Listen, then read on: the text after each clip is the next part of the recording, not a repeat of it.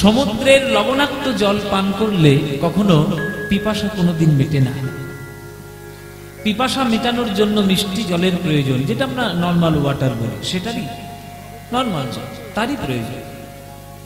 তাছাড়া পিপাসা কখনো মেটানো যায় না। পিপাসা মেটাতে পারে একমাত্র শুদ্ধ পানীয় জল, কেননা সমুদ্রের জল হচ্ছে লবণাক্ত জল, মানে নুন জল। নুন জল খেলে কখনো, নুন জল পান করলে কখনো পিপাসা মেটে না। তাই সংসারটাও হচ্ছে ওই রকম সমুদ্রের মতো, সংসার সমুদ্র। কিন্তু যেটাই আপনি পান করবেন, যেটাই আপনি খাবেন, সেটাই সবটাই হচ্ছে লবণাক্ত, কামনা বাসনা আসক্ত দিয়ে তৈরি। হয়তো ভাবছেন ওটা আপনি পান করলে বা ওটা খেলে হয়তো শান্তি হবে, মোটেও নয়, অশান্তি আরো বাড়বে। আপনি হয়তো খুব পয়সাওয়ালা হয়েছেন, খুব মালিক হলেন, অনেক টাকা, ভাবলেন খুব সুখে শান্তিতে থাকবো, বিরাট বড় একটা টিভি কিনে নিয়ে এসছে, দিন রাত টিভি দেখছেন।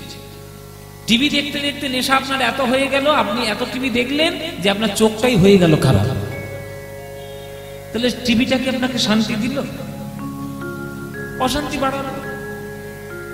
গরমে আপনি থাকতে পারছেন না, আপনার এসি একটা আপনি বাড়িতে কিনে নিয়ে এলেন।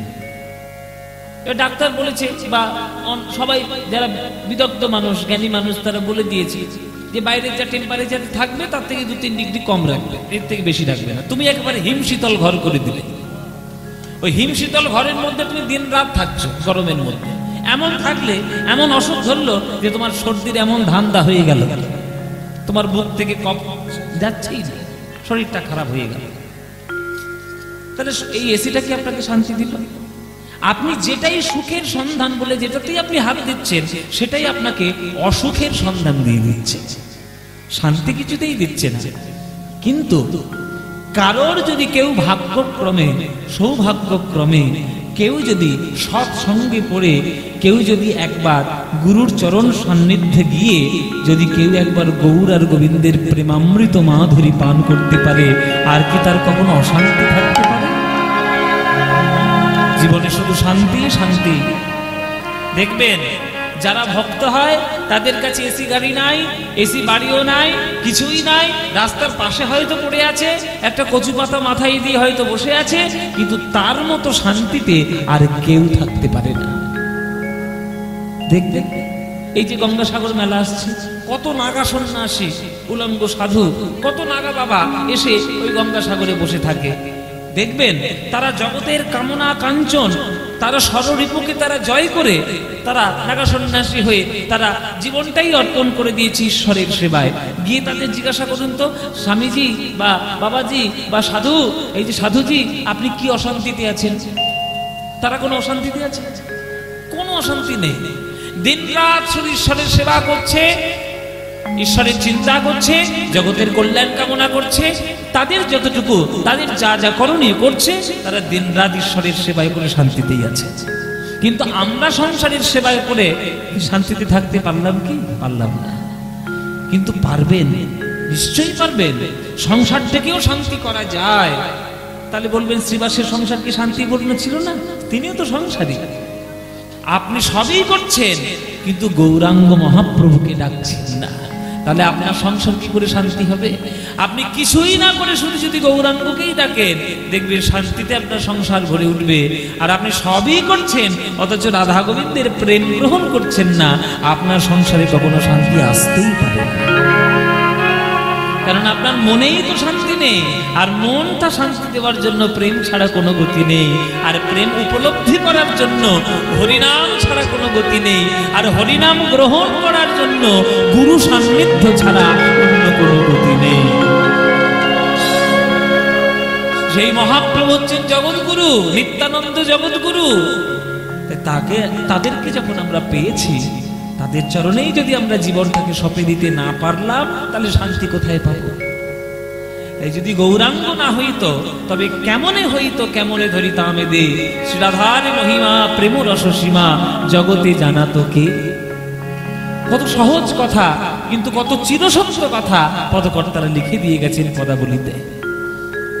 যখন মহাপ্রভু আসেননি পৃথিবীতে, আমাদের বাংলায়, ততদিন পর্যন্ত সারা ভারতবর্ষের মানুষ জানতো যে প্রত্যেকটি জীব ছুটে বেড়াচ্ছে চারটি জিনিস লাভ করার জন্য। কি কি? ধর্ম, অর্থ, কাম, মোক্ষ। এই চারটি জিনিস পাওয়ার জন্য দেখবেন আমাদের সবার মাথার ঘাম পায়ে ফেলতে হয়। ধর্ম, অর্থ, কাম, মোক্ষ। কিন্তু মহাপ্রভু এসে বললেন যে না, এটার থেকেও আরো বেশি দামি জিনিস হলো পঞ্চম পুরুষার্থ, প্রেম। প্রেমই যদি হৃদয়ের মধ্যে তোমার তৈরি না হলো তাহলে কি করে আর হবে? সেই প্রেম হচ্ছে আসল কথা। সেই প্রেম লাভ করতে হবে রাধা গোবিন্দের লীলা কীর্তনের মাধ্যমে, তাদেরকে স্মরণের মাধ্যমে, তাদেরকে বন্দনা করার মাধ্যমে, তবেই হবে। তাই বলছে হরি নাম হরি নাম হরি হরি বলো ভাই, হরি নাম হরি নাম হরি হরি বলো, হরি নাম হরি নাম হরি হরি বলো ভাই, হরি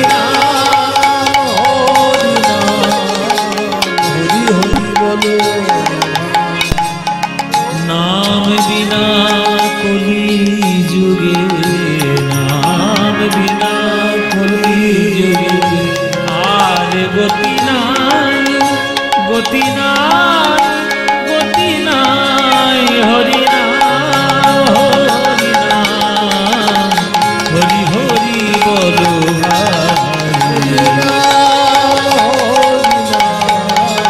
হরি হরি বলো,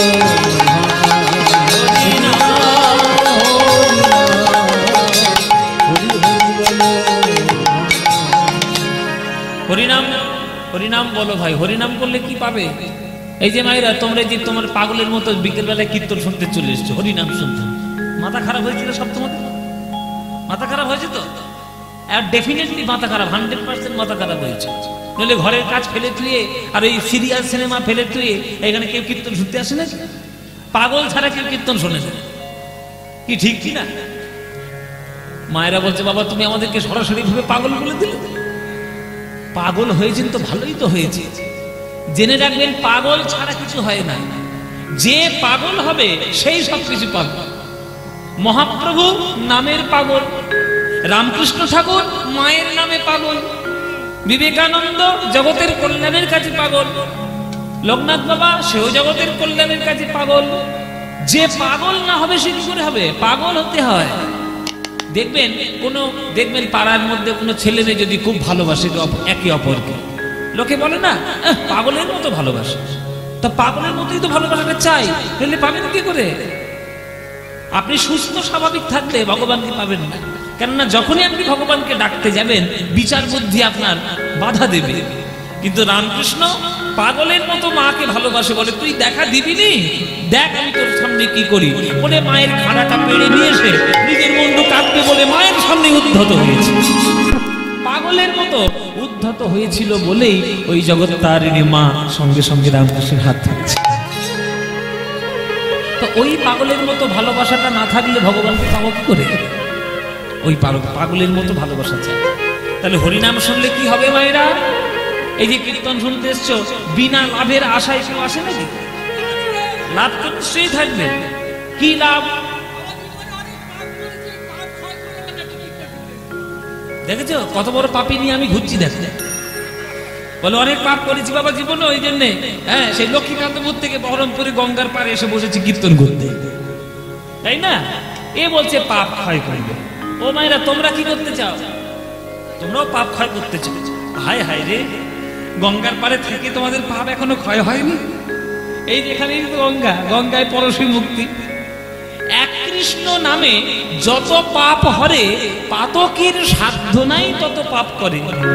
তাহলে হরিনামটাকে শুধু পাপ ক্ষয় করার জন্য না, আর কি আছে? আর কি? এখানে পাশে একটা শ্মশান আছে না, এক্ষুনি পুড়িয়ে দিলে স্বর্গে যাবে। এ বলছে স্বর্গে যাবো। তা কীর্তন শোনা বা কীর্তন গাওয়ার উদ্দেশ্য যদি কারোর পাপ ক্ষয় হয়, স্বর্গ পাওয়া হয়, এটা তো আসল লাভ নয়। চৈতন্য চরিতামৃত কি বলছে দেখতে হবে, শাস্ত্র কি বলছে।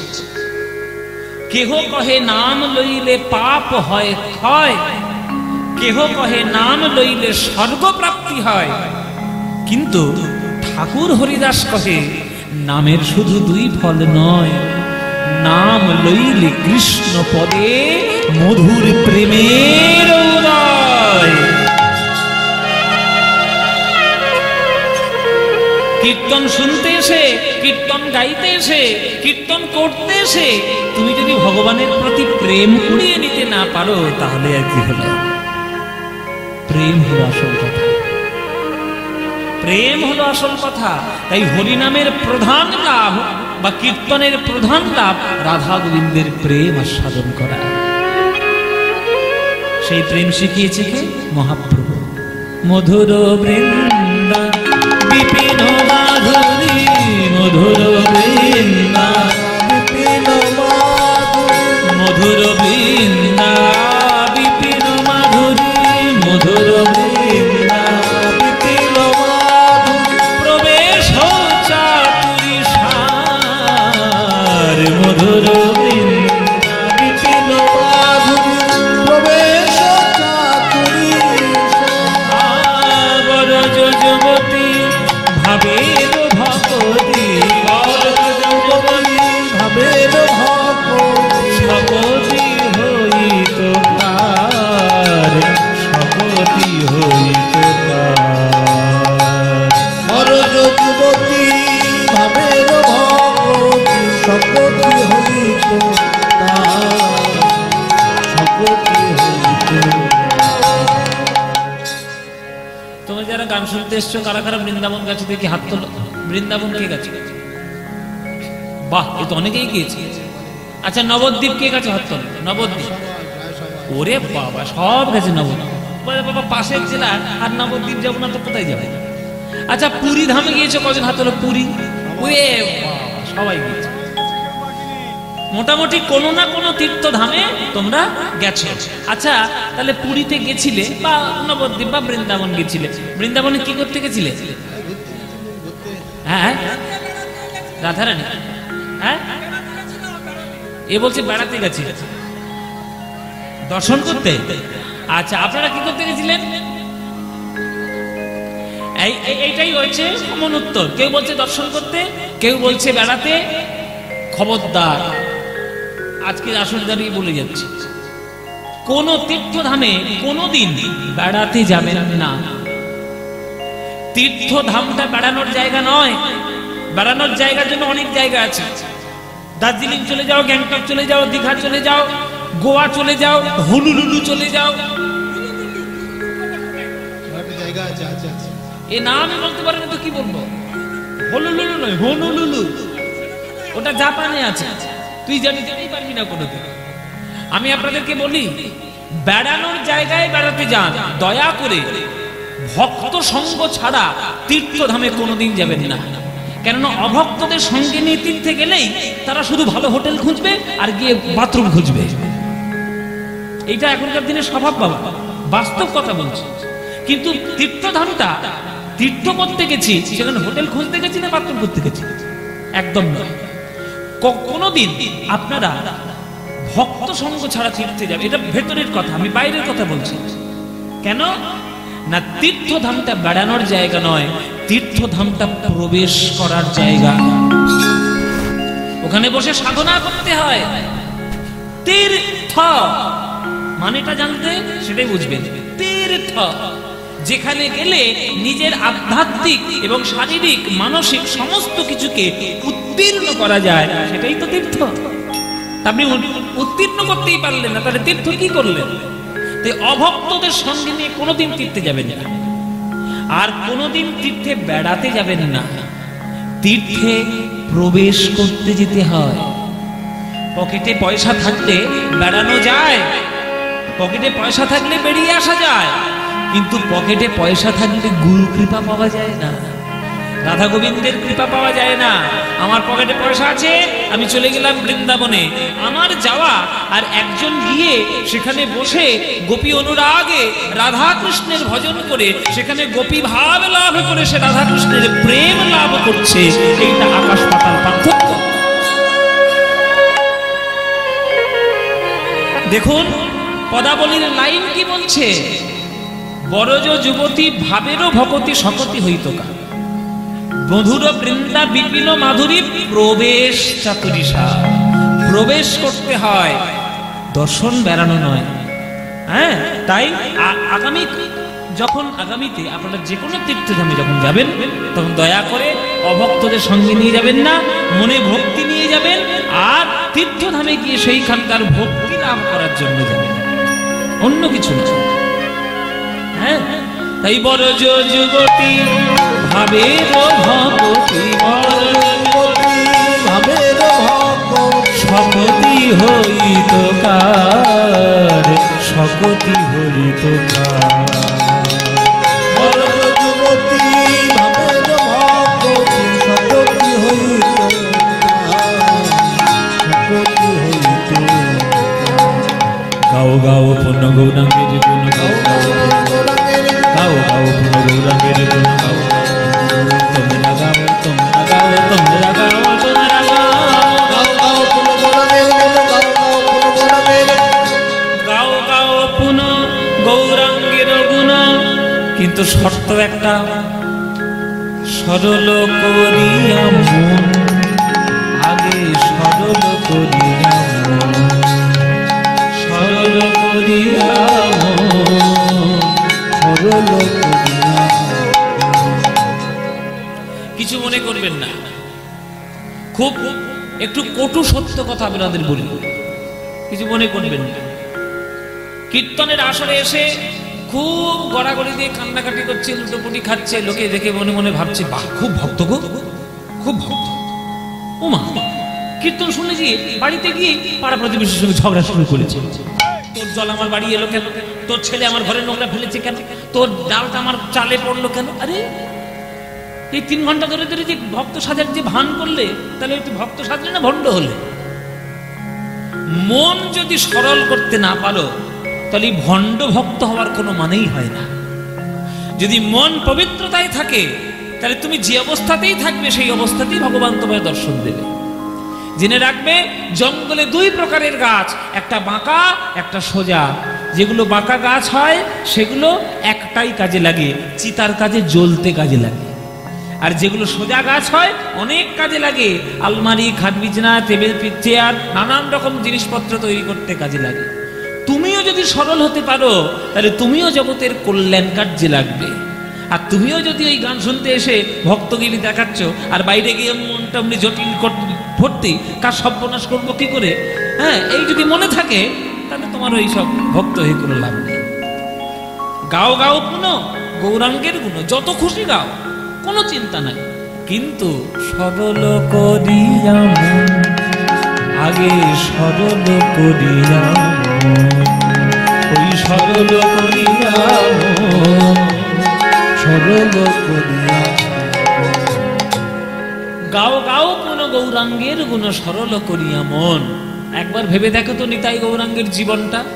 এ ভব সংসারে এমন দয়াল, হে ভব সংসারে এমন দয়াল, হে ভব সংসারে এমন দয়াল, হে ভব সংসারে এমন দয়াল নাহি পাবে একজন, হে ভব সংসারে এমন দয়াল নাহি পাবে একজন, এমন দয়াল আর পাবে না, এমন দয়াল আর পাবে না। আমার নিতাই গৌরাঙ্গের মতো এমন দয়াল আর পাবে না। নিতাই গৌরাঙ্গের মতো এমন দয়াল আর পাবে না। তোমরা খুঁজে খুঁজে দেখতে পারো এমন দয়াল আর পাবে না, খুঁজে খুঁজে দেখতে পারো এমন দয়াল আর পাবে না। তোমরা বিচার করে দেখতে পারো এমন দয়াল আর পাবে না, বিচার করে দেখতে পারো এমন দয়াল আর পাবে না। তোমরা খুঁজে খুঁজে দেখতে পারো এমন দয়াল আর পাবে না। খুঁজে খুঁজে দেখতে পারো এমন দয়াল আর পাবে না। যারা হাতে ধরে পায়ে পড়ে এমন দয়াল আর পাবে না, হাতে ধরে পায়ে পড়ে এমন দয়াল আর পাবে ও না। হাতে ধরে পায়ে পড়ে হরি বল বলে, হাতে ধরে পায়ে পড়ে হরি বল বলে, হাতে ধরে পায়ে পড়ে হরি বল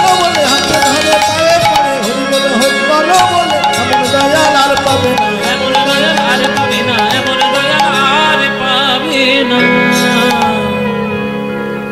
এমন দয়াল আর পাবে না। এ ভব সংসারে এমন দয়াল আর পাবে না। মনে করো নিত্যানন্দ, তুমি রাস্তা দিয়ে হেঁটে হেঁটে যাচ্ছ, কোনো অজানা আছেন একটা লোক এসে ধুম করে মেরে চলে গেল, তুমি তাকে ছেড়ে কথা কইবে? এখনকার দিনে কেউ কয়? সে মারলো, তুমিও ঘুরিয়ে মারলে একটা চড়।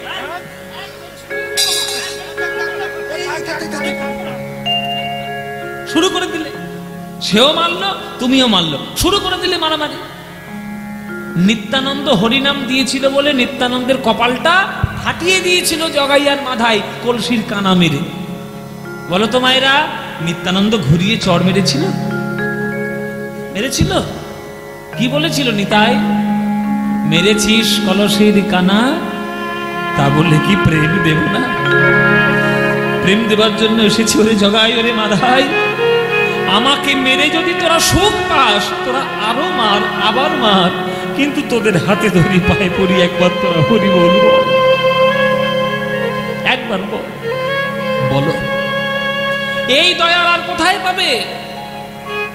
এমন দয়াল আর কোথায় পাবে? তা আমরা যদি সেই নিতাই গৌরাঙ্গের পথটা অনুসরণ না করি, তাহলে জগতে শান্তি হবে কি করে?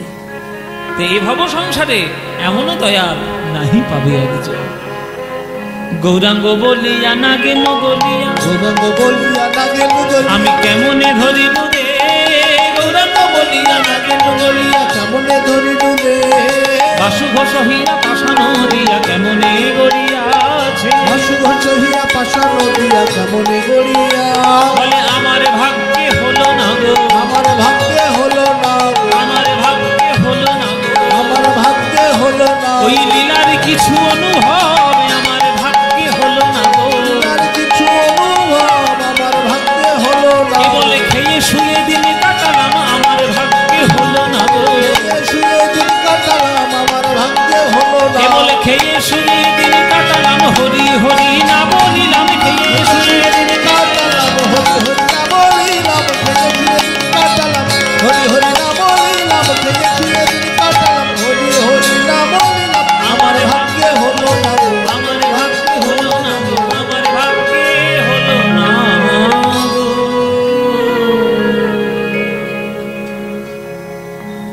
পদকর্তা বাসুদেব ঘোষ বলছে আমার ভাগ্যে হলো না।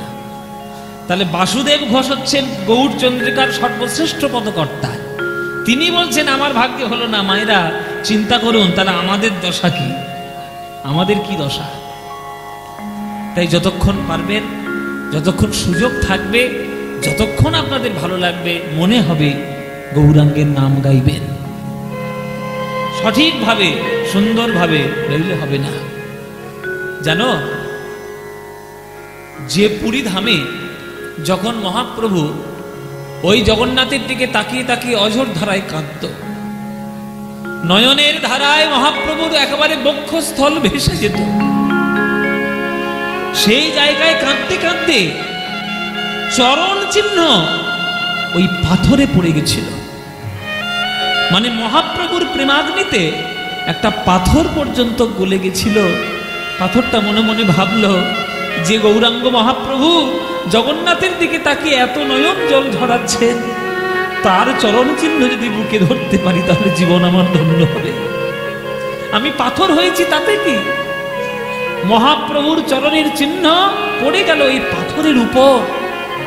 সে পাথর এখনো রাখা আছে আলারনাথ মন্দিরে। ওই সাধারণ লোকেরা ওই পাথরের উপর পা দিয়ে দিয়ে চলে যেত। আর আমাদের রাধারমণ চরণ দাস দেব, বিরাট বড় বৈষ্ণব, তিনি ভাবলেন যে মহাপ্রভুর পদচিহ্নে সাধারণ লোক পায়ে দেবে। রাজার সঙ্গে কথাবার্তা বলে খুব বিশেষভাবে সলা পরামর্শ করে ওই নির্দিষ্ট ওই পাথরটুকু কেটে নিয়ে আলারনাথ মন্দিরে প্রতিষ্ঠা করেছে। তাহলে একটা পাথর যদি বুঝতে পারে যে মহাপ্রভুর প্রেমের হৃদয়ের কেমন, আমরা তো মানুষ, আমরা কেন বুঝলাম না? তাহলে আমাদের হৃদয়টা পাথরের থেকে আরো কঠিন, তাই আমরা মহাপ্রভুর কৃপা বুঝিনি। যদি বুঝতাম তাহলে মহাপ্রভুকে নিয়ে এই রকম চারিদিকে আমরা উল্টো পাল্টা কিছু করতাম না, তার সঠিক অনুসরণ করতাম। তার হৃদয়ে, আমাদের হৃদয়ে তার প্রেম জায়গা দিয়ে তারই নাম গান আমরা মত্ত থাকতাম। কিন্তু এখনো কিছু দুর্ভাগা বাঙালি আছে যারা মহাপ্রভুর গুরুত্ব বোঝে না। ওই ভগবান হয়েছে কি না হয়েছে সেই নিয়ে শুধু মত্ত। মহাপ্রভু সমাজের জন্য যে কি করে গেছেন সেইটা কখনো বুঝলো না। যদি বুঝবে যেদিন, সেদিন তার প্রেমও হবে, হৃদয়ে পাথরটাও গলবে, আর হৃদয় পাথরে যেদিন গলবে সেদিন নয়ন থেকে অবিরত অশ্রুধারা বয়ে যাবে। কেননা ওই মহাপ্রভুর প্রেমের মূল কথা হলো চোখের জলে ভগবানকে ডাকো। সেই মহাপ্রভুর গৌরচন্দ্রীকে একটা আস্বাদন করলাম আমরা। আজকের আমরা যে বিষয়টা আস্বাদন করব সেই বিষয়টা মহাপ্রভুর সঙ্গে রিলেটেড, সম্পর্কিত। জেনে রাখবেন, এমনি এমনি কোনো কথা জগতে হট করে প্রচার হয়ে যায় না, প্রত্যেকটা জিনিসের একটা মাধ্যম থাকে। আমরা প্রেম পেয়েছি কার জন্য? মহাপ্রভুর জন্য। কিন্তু মহাপ্রভু প্রথম প্রেমের সন্ধান কাদের কাছ থেকে পেয়েছেন তাদের কথাও যদি আমরা না জানি তাহলে সঠিক শ্রদ্ধা মহাপ্রভুকে করা হবে না। মহাপ্রভু যখন শ্রীকৃষ্ণ চৈতন্য হয়ে গেছিলেন তখন পুরী ধামে যখন থাকতেন 5 জনের রচনা মহাপ্রভু নিজে আস্বাদন করতেন।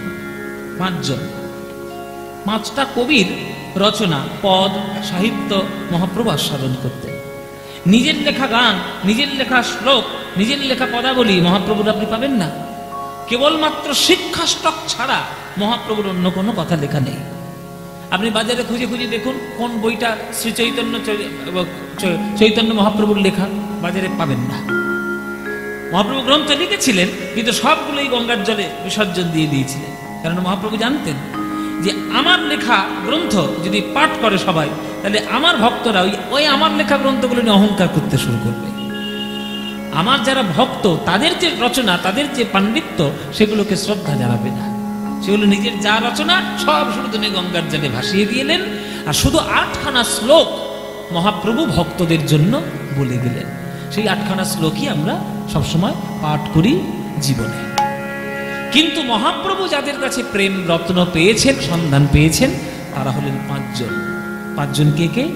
চৈতন্য চরিতামৃতে পরিষ্কার করে লেখা, চণ্ডীদাস বিদ্যাপতি, রায়ের নাট কবিতি, কর্ণামৃত গীত গোবিন্দম, স্বরূপ রামানন্দ সনে, মহাপ্রভু রাত্রি দিনে গায়ে শোনে পরম আনন্দ।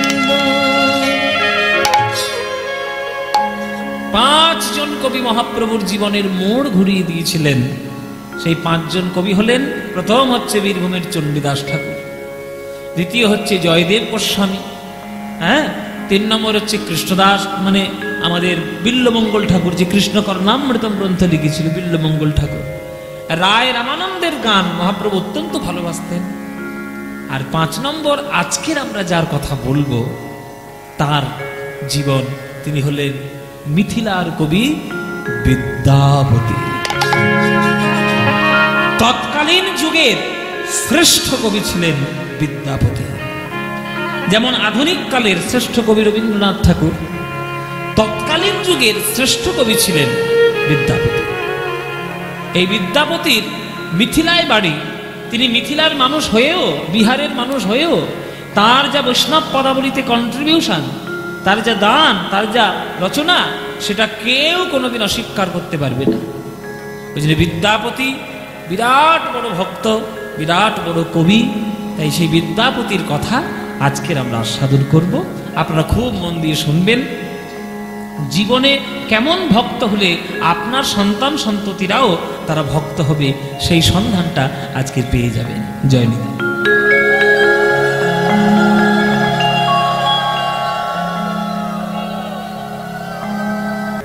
রাধারানীর প্রেম যে সর্বশ্রেষ্ঠ প্রেম এবং রাধারানীর ভক্তি যে সর্বশ্রেষ্ঠ ভক্তি, সেই ভক্তিটা না লাভ করতে পারলে আমরাও যে কৃষ্ণকে পেতে পারবো না, এই কথাটি মহাপ্রভু না এলে আমরা শিখতে পারতাম না। জগতের সর্বশ্রেষ্ঠ ধন প্রেমরত্ন, পঞ্চম পুরুষার্থ প্রেম। মীরা কহে বিনা প্রেম সে না মিলে নন্দলালা। প্রেমের সম্পর্ক ভগবানের সঙ্গে না হলে ভগবান আসবে না। একটা লোহা যতই ভারী হোক না কেন, চুম্বকের আকর্ষণে তাকে আসতেই হয়। ভগবান যতই ভারী হোক না কেন আর যতই তিনি মহান হোক না কেন, ভক্তরূপী চুম্বকের আকর্ষণে তাকে বারে বারেই আসতে হয়। সেই ভক্ত যদি চুম্বক না হয়, প্রেমের চৌম্বকতা শক্তি যদি তার না থাকে, চৌম্বক শক্তিটা না থাকলে তাহলে প্রেম পাবে কি করে, আর প্রেম দেবেও বা কি করে? রাধারানী যেমন বৃন্দাবনের সকল ভক্তদের থেকেও সর্বশ্রেষ্ঠ ভক্ত হয়েছিলেন। কেন না তিনি তার জীবন যৌবন দেহ মন প্রাণ ভাব ভাষা বস্ত্র অলংকার নিজের বলতে কিছুই নেই, সকল কিছু গোবিন্দের নামে উৎসর্গ করা। কিন্তু আপনি কি পেরেছেন সকল কিছু গোবিন্দের নামে উৎসর্গ করতে? আপনার 5 কাঠা জমি আছে, লিখে দিয়েছেন কৃষ্ণের নামে। আপনার 5 কাঠা জমির জন্য কৃষ্ণ বসে নেই, কিন্তু আপনার ভাব ভক্তি আপনি কি সম্পূর্ণ নিবেদন করতে পেরেছেন কৃষ্ণের চরণে? পারেননি। এই সর্বশ্রেষ্ঠ প্রেম যদি হৃদয়ঙ্গম করতে না পারেন তাহলে ভগবানকে লাভ করা হবে না। সেইটি যদি মহাপ্রভু না আসতেন আমাদেরকে কেউ বোঝাতো না, কেউ জানতেই আমরা কোনোদিন পারতাম না। তাই যদি পদকর্তা লিখছেন পদাবলিতে, যদি গৌরাঙ্গ না হইতো কেমনে হইতো, কেমনে ধরিতাম এ দে, শ্রীরাধার মহিমা প্রেম রস সীমা জগতে জানাতো কে? এই বাংলায় গৌরাঙ্গ মহাপ্রভু জন্ম নিয়েছেন। মনে করুন মহারাষ্ট্রে তো গৌরাঙ্গ মহাপ্রভু জন্ম নেই। এই বাংলাতে ভক্ত প্রেম পাওয়ার জন্য ভক্তরা ভক্তদের চরণ ধুলি পাওয়ার জন্য যতটা গড়াগড়ি দেয়, কোনো মারাঠি ভক্ত দেয়? প্রেম পাওয়ার জন্য যে আকুলতা, কৃষ্ণ কৃষ্ণ বলে কাঁদা, সেটা কি কোনো ওই তামিলনাড়ুর কোনো ভক্ত দেয়? কোনো পাঞ্জাবের ভক্ত দেয় কি? না। তাদের কেন দেয় না? না তাদের দেশে গৌর হরি জন্মায়নি। আমরা অনেক ভাগ্যবান ভাগ্যবতী, এই বাংলায় গৌর হরি এসেছেন রাধা কৃষ্ণের প্রেম ভান্ডার নিয়ে, সেই প্রেম আমরা পেয়েছি। সেই হরিনামের মধ্যে সেই গৌরকেই যদি আমরা সম্মান জানাতে না পারি তাহলে বাঙালি হিসেবে জন্ম আমাদের বৃথা। হরি বল। যদি গৌরাঙ্গ না হইতো কেমনে হইতো, কেমনে ধরিতাম শ্রীরাধার মহিমা প্রেম রস সীমা জগতে জানা তোকে, জগতে জানা তোকে। গৌরাঙ্গ না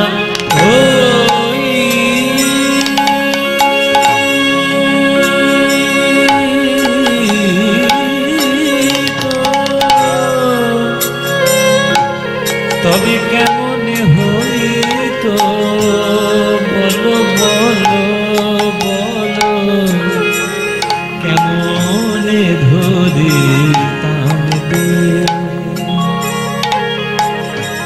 শ্রীরাধার মহিমা প্রেম রস সীমা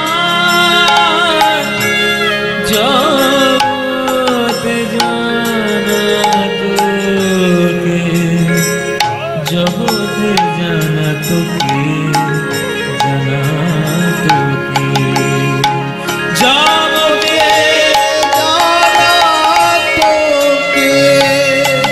জগতে জানা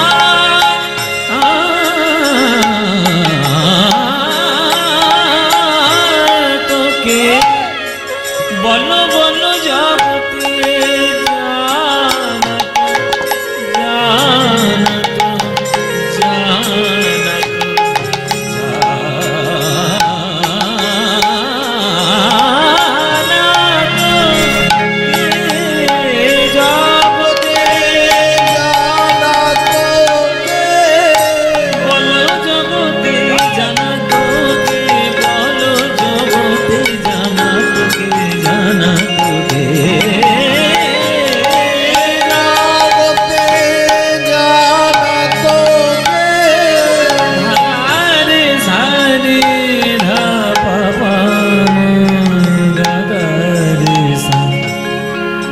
সারে গাধা গরে সারে গা ধা ধা মগা নি নি ধা মগা মগা সানি ধা মগা রে সারে গা সারে গা সারে গা সারে গা পদ ধা পদ ধা পা পদ ধা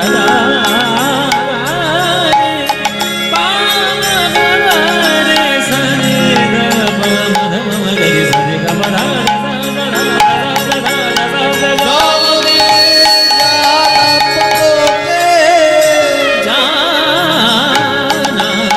তোকে জানা তোকে জানা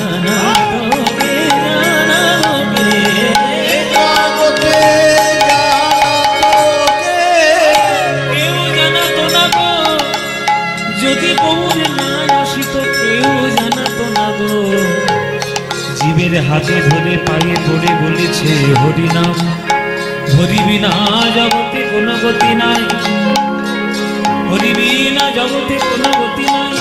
তাই বদন ভরে বলো একবার হরি বল, হরি বল, হরি বল, হরি বল, হরি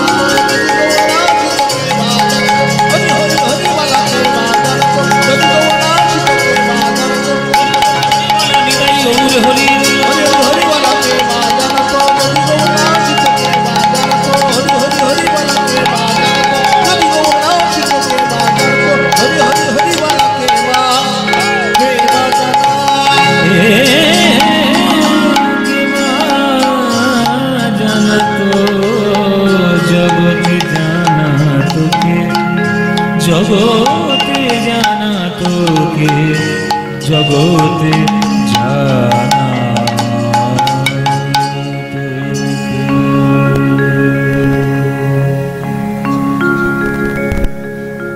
चेतो दर्पण मार्जनं भव महा दावाग्नि निर्वापनम् श्रेय कैरव चंद्रिका वितरणं विद्यावधू जीवनम् आनन्दाम्बुधिवर्धनं प्रतिपदम् पूर्णामृतस्वादनं सर्वात्मस्नपनं परं विजयते श्रीकृष्ण संकीर्तन।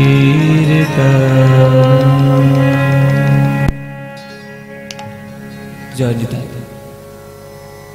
उपस्थित सकल कृष्ण अनुरागी गौर भक्तवृंदेर चरणे आमार कोटि कोटि दंडवत प्रणाम। आमार सकल गुरुवर्गेर चरणे आमार शत सहस्र कोटि दंडवत प्रणाम। गोड़ाबाजार संलग्न এই শঙ্কর বাবুর বাড়িতে হরিনাম সংকীর্তন উৎসবে আজ আপনারা সবাই একত্রিত সমবেত প্রাণ গৌর গোবিন্দের লীলামৃত মাধুরী পান করার জন্য। এই কীর্তন গান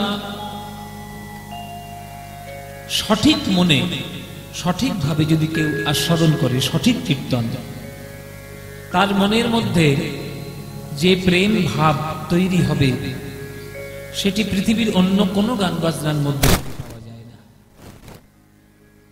এটা আমি একজন কীর্তনিয়া হয়ে বলছি তা নয়, এটা সমস্ত মহাপুরুষদের একই কথা, একই বক্তব্য। কেননা জগৎ আপনি যা দেখছেন চারিদিকে, যা তাকাবেন চারিদিকে, সবই হচ্ছে অশান্তির জায়গা, সবই ধুধু বালুচর। জানেন তো